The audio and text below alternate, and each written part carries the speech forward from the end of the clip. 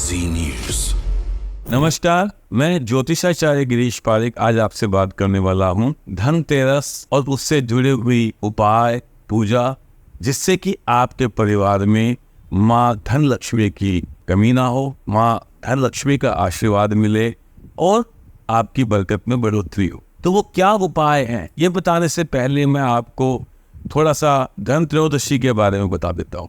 देखिए, आज के दिन 3 तरह की पूजाओं का विधान है। पहली पूजा जो है वो है धन्वंतरि देव की पूजा। भगवान धन्वंतरि आज ही के दिन सागर मंथन से उत्पन्न हुए थे, उनका अवतरण हुआ था और उनके हाथ के अंदर जो है वो अमृत कलश। इसका मतलब ये हुआ कि हमें धन कमाने के साथ साथ में अपने स्वास्थ्य के ऊपर भी ध्यान देना है। इसलिए धन्वंतरि देव की आज विशेष रूप से पूजा की जाती है, जिससे कि हमारे घर परिवार में आरोग्य बना रहे। दूसरी पूजा होती है शाम के समय हम एक दीपक जला करके उस दीपक को घर के बाहर की ओर रखते हैं। ये है यम दीपदान। इससे क्या होता है, ये पूजा करने से घर के अंदर अपमृत्यु अर्थात अकाल मृत्यु का भय नहीं होता है पूरे साल में। और यमराज देवता की पूजा करने का यही दिन निश्चित किया गया। अब मैं आपको बताऊंगा कि धनतेरस है, धन त्रयोदशी है, उस दिन ऐसा क्या किया जाए कि माँ भगवती की, माँ लक्ष्मी की कृपा हमारे ऊपर बरसे।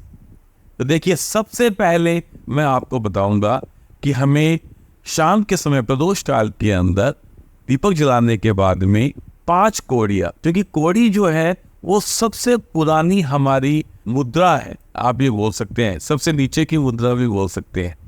तो 5 कौड़ियाँ ले लें, पीली कौड़ियाँ, साथ साथ 5 हल्दी की गांठें ले लें।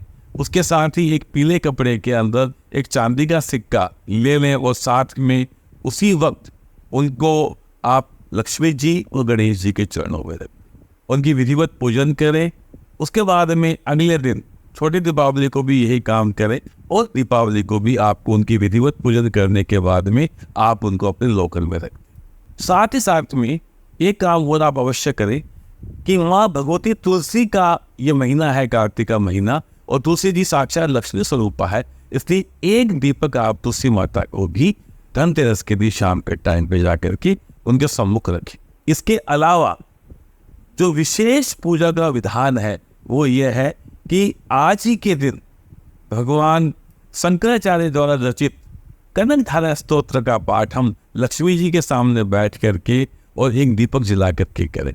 इसकी एक छोटी सी कथा भी मैं आपको बता दूं कि जब भगवान शंकराचार्य ने जब संन्यास लिया और वो भिक्षाटन करने के लिए एक घर पे गए और वहाँ पे उन्होंने भिक्षाम देही की आवाज़ लगाई, तो काफ़ी देर के बाद में और एक हाथ आया जिसमें सूखी हुई कुछ रोटियाँ। जब उन्होंने भिक्षा देने वालों से निवेदन किया कि आप सूखी हुई रोटी दे रहे हैं, आप मेरे सामने आए, तो देखा कि एक माता जी बहुत ही गरीब अवस्था में, जो जिनके पास तन ढापने के लिए कपड़ा भी प्राप्त नहीं है, उनको देख करके और भगवान शंकराचार्य जो है बड़े द्रवित हुए, बड़े ही व्याकुल हो गए और उन्होंने उसी वक्त माँ भगवती पद्मा, माँ भगवती लक्ष्मी के लिए एक स्तोत्र की रचना करी और उस स्तोत्र का नाम जो है कालांतर में कनकधारा स्तोत्र के नाम से प्रसिद्ध हुआ। जैसे ही उन्होंने माँ लक्ष्मी से स्तोत्र गाकर के विनती करी, उस दरिद्रता से भरे घर के अंदर और माँ लक्ष्मी की बारिश हुई, बरसात हुई। तो ऐसा है कनकधारा स्तोत्र। साथ ही साथ में मैं ये भी कहूँगा कि श्री सूक्तम का पाठ भी आप इस दिन माँ लक्ष्मी के सामने बैठ के अवश्य करें।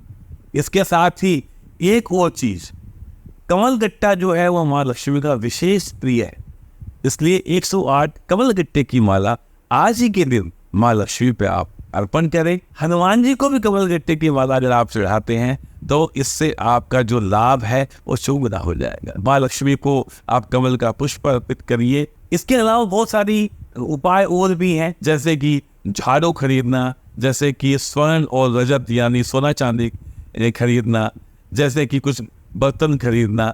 इस तरह की जो रेमेडियाँ हैं, इस तरह के जो उपाय हैं, वो भी कालांतर से हम करते आए हैं और वो भी काफ़ी सटीक उपाय है। लेकिन मेरा ये मानना है कि अगर लक्ष्मी माता के सामने बैठ करके देसी घी का दीपक जला करके हम कनकधारा स्तोत्र का पाठ करेंगे और साथ ही साथ श्री सूक्तम का पाठ करेंगे, तो माँ लक्ष्मी की कृपा आप पे, आपके परिवार पे अवश्य बरसेगी, इसमें कोई भी संदेह नहीं है।